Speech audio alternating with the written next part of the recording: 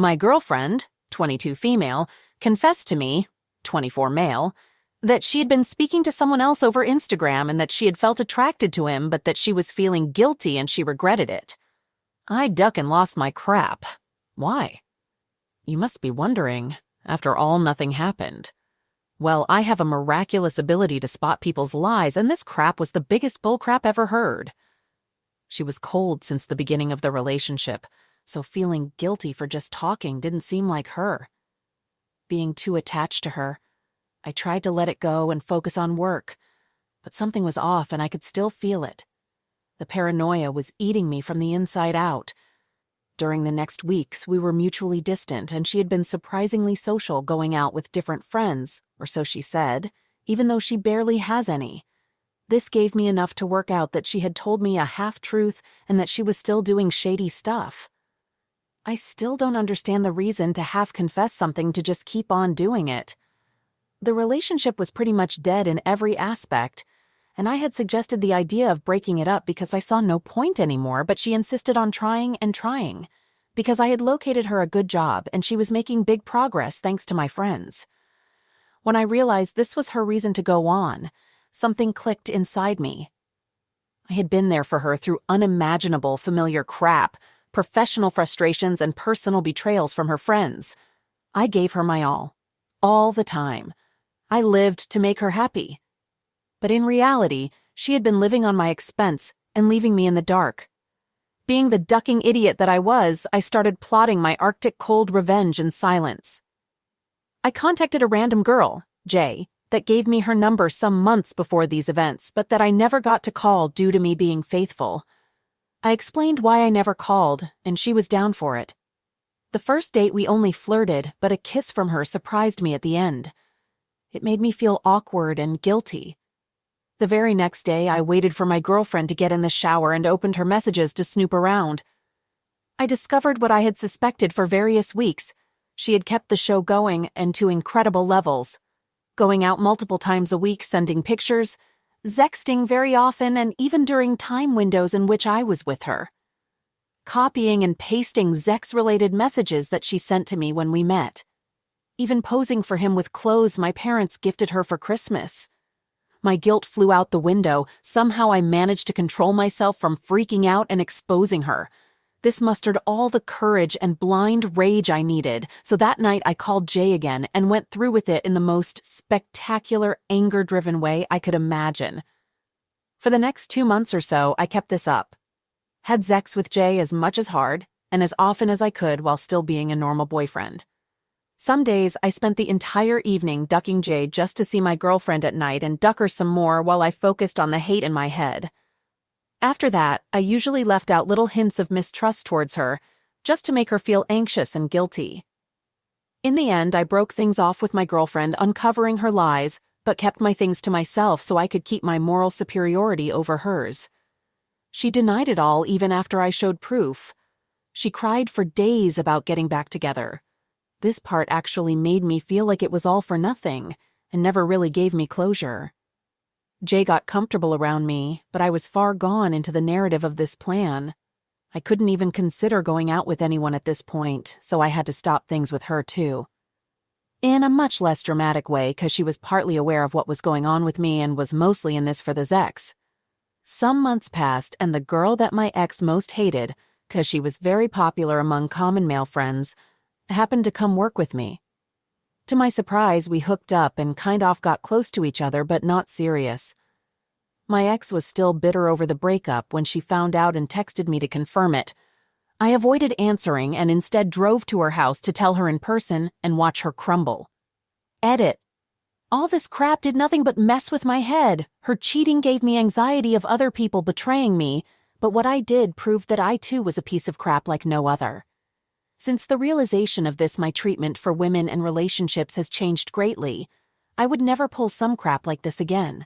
But at the same time, it had to happen for me to change and see the consequences of letting oneself go with rage and hate. It only leads to pain, not healing. Edit 2. For those feeling bad for Jay, I only chose her as my accomplice, because she was in a relationship when she gave me her number, hence was trying to cheat. Basically, I thought I was making justice in more than one name. Nevertheless, I feel bad for her. She didn't deserve being caught in my crap and treated like that. She was the only one smart enough to ghost forever. Cheating wife is remorseful after I found out the infidelity while she was in her hometown. When she returned, I threw her on a curb and said she'd get the divorce papers soon. I met my wife in an online book club about 10 years ago. At that time, I did not know anything about her beside the books she was reading. Found out that she was going through chemo radiation for stage 4 metastatic cancer, so I messaged a couple of guys in the group asking if they are willing to send me small gifts so I can organize a care package for her. She received the package in the mail and was so happy, thankful, and appreciative. We started to message each other privately, became friends, and eventually it blossomed into a long-distance relationship. I continued to send her letters and small gifts which she would open after every chemo appointment until she finally went into remission. We lived 1,000 miles apart. I flew to visit her, she flew to visit me. After all the back and forth, she eventually moved to my state.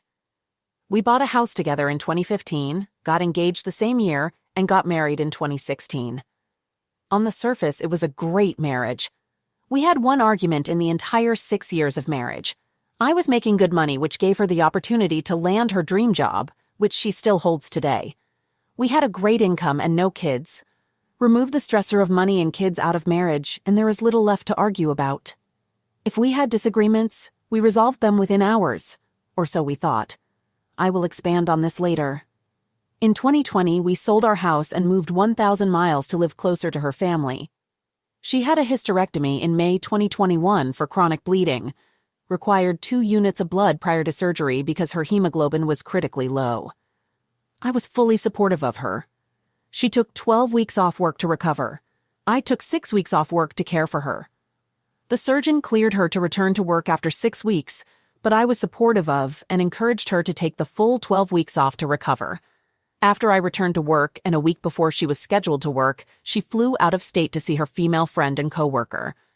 During that stay, she had sex with another man with whom she was having an emotional affair with for months. I don't know if I was the first person she had sexual experience with post-surgery or if it was him. He knew that she was married. How I discovered the cheating was completely by accident. Last weekend, she was out of town for a conference. A couple of things, which in retrospect had no direct relation to the affair, occurred that gave me a bad feeling in the gut, and I went through her computer for the first time in our marriage. I saw the explicit texts and photos. I picked her up at the airport, drove her to our house, parked in the driveway, turned to her and said, "Look at me. I know everything. I know that you've been cheating on me. I have seen the photos and text messages. Here is what is going to happen. You are going to go inside and grab your essentials. You can go stay with your parents or friends. The next time you will hear from me will be through my divorce lawyer." She did not deny anything. She was walking through the house to pick up her belongings. I was walking behind her because it felt like a stranger was walking in my house and going through our belongings. I never raised my voice or my hand at her, just like during our 6 years of marriage, during the entire process. After she left, I turned on the alarm system and stacked chairs again the front door. I was afraid that she'd come back if I fell asleep. It felt like an intruder was breaking into my house. I slept for a total of 50 minutes during that last 24 hours. After she left, my intention was to call a divorce lawyer the next day. I could not get a day off from my work. I texted her to come to the house. The title is in both of our names, so I was not legally allowed to kick her out. Before I left for work, I wanted to make sure that she was not going to do anything crazy in the house alone. We agreed to talk after I returned from work. We talked for 2 days in a row. There was a lot of crying from both of us. What looked like a great marriage on a surface was marred by the lack of communication for 6 years from both of us. We both avoided conflict and instead chose to bottle in our feelings. We learned more about each other in 2 days than we did over the course of the entire marriage. While she was away on her conference trip, I drove 1.5 hours to help her 90-year-old grandfather get out of bed, provide incontinence care, toilet him, help with breakfast, and give medication. This was the second time in 2 weeks. She texted me how much she loved me and how she appreciated what I was doing for her grandfather. She claims that she was going to break up with me after returning from the conference. Break up under the guise of falling out of love with me and not mention the infidelity to avoid hurting me. I honestly don't believe her and have a strong feeling that she'd have continued to string me along. Every single issue could have been resolved if each one of us put in just a little bit more effort. While we shared some common interests, we could not relate to the interests which were most important to each one of us. On the first day, I blamed her entirely. On the following day, I started to blame myself for not being an attentive husband. After working from home all day, all she wanted to do was talk to me after I came home from work. I just wanted peace and silence after slaving away for 12 hours. She wanted to talk about social and personal issues which were important to her, but I did not even offer a listening ear because I could not relate to her experience. This is just a couple of examples. There are dozens of others, and I don't claim to have been a perfect husband. I have my faults. But I genuinely tried to make her happy, at least as much and in ways I could. I found her at the lowest point in her life: offensive previous marriage, cancer, anxiety, depression, seizures, and future alcohol offense. Excluding the affair, we will be getting divorced at the highest point in her life. She is in cancer remission, abstinent from alcohol for 1.5 years, no seizures for 3+ years. Her anxiety, depression are better controlled, has a great group of friends and family who live close by. And I'm at my lowest point now. I uprooted my life for her after the move and have no local support. I haven't told my parents because they will be devastated. I'm afraid that the news will send both of them to the hospital because they loved her so much. We are currently living as roommates of friends in our house. We have agreed to make the divorce and transition as smooth as possible for both of us, even if it takes months. She offered for me to keep the house, take the newer car, keep both of our cats, etc. I can see how remorseful she is. Yesterday, we attended a virtual Al-Anon for family meeting, therapy for family members of alcoholics. What resonated with me was that family members should not blame themselves for the behavior of alcoholics. I feel like I'm blaming myself for my wife's infidelity when I'm the actual victim here. I'm here for support from others who've gone through similar experiences. I'll need to learn to trust my future partner when the person whom I had complete trust in blindsided me like this. My first session with Infidelity Survivors Anonymous is this Saturday. Edit: I will add this detail for some context and not to excuse or give a legitimate reason for her to cheat. She was my first serious relationship. I had a couple of flings before her, but that did not progress to anything more serious because of a problem I had, ED. And while we had a spicy sex life when we were in LDR, once we started living together, the problem returned. At one point early in the relationship, we went many months without having sex. She begged me to see a doctor, but I kept putting it off. Entirely my fault. I was younger, less mature, and frankly embarrassed.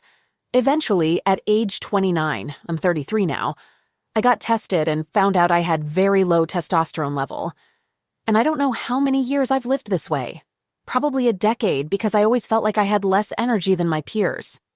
I received T replacement at that time and felt like a new man. We started having sex again, but admittedly it was never as good as it was in LDR, and never lived up to the fantasy we had prior to living together. There were still times when I couldn't stay hard, though they were much less frequent than before. She did say yesterday that while the sex was less frequent, she did enjoy it when we did have it. What I lacked in one area, I made up for it in another area, giving her oral, which she loved, and vice versa. Recently, I started to feel like my T levels were low again. Now, more mature, I went to get tested and have a follow-up visit next week for results. Again, this is not to minimize her infidelity, but if I talk about her flaws, it's only fair that I mention my own to paint the complete picture.